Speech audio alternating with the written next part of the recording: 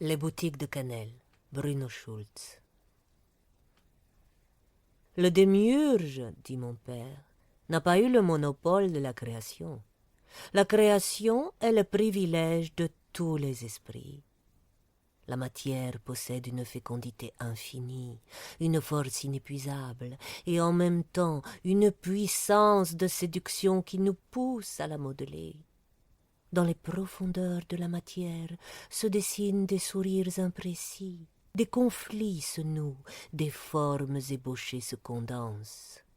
Elle ondoie tout entière de possibilités inachevées qui la traversent de frissons vagues.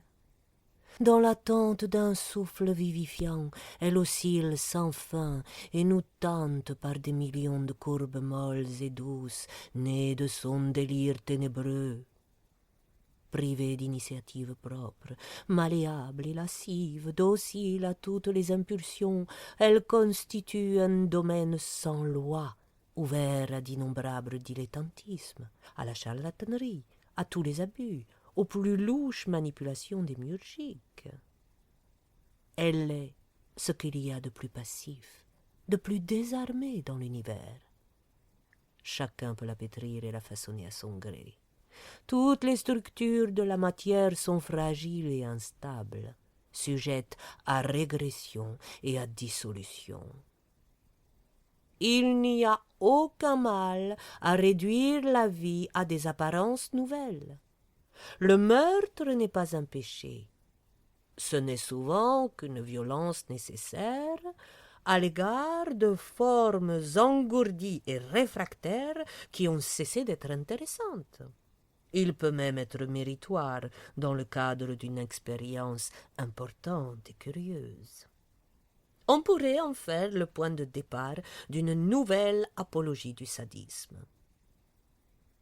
Mon père ne tarissait pas dans sa glorification de cet élément extraordinaire. Il n'y a pas de matière morte, enseignait-il. La mort n'est qu'une apparence sous laquelle se cachent des formes de vies inconnues. Leur échelle est infinie, leurs nuances sont inépuisables. Par de multiples et précieux arcanes, le démiurge a créé de nombreuses espèces douées du pouvoir de se reproduire. On ignore si ces arcanes pourront être un jour retrouvés.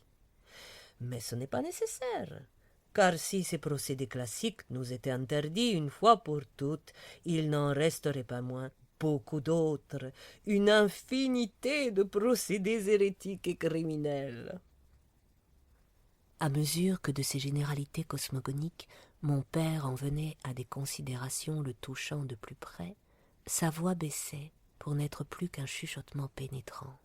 Son exposé devenait de plus en plus laborieux et confus, et il se perdait en des régions de plus en plus conjecturales et dangereuses.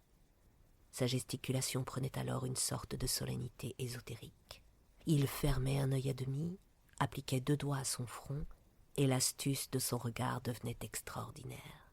Subjuguant ses interlocutrices, pénétrant de son regard cynique leurs réserves les plus intimes, il atteignait au plus profond d'elles-mêmes, les poussait dans leur dernier retranchement et les divertissait d'un doigt ironique jusqu'à ce que jaillisse d'elles un éclair de compréhension et de vie.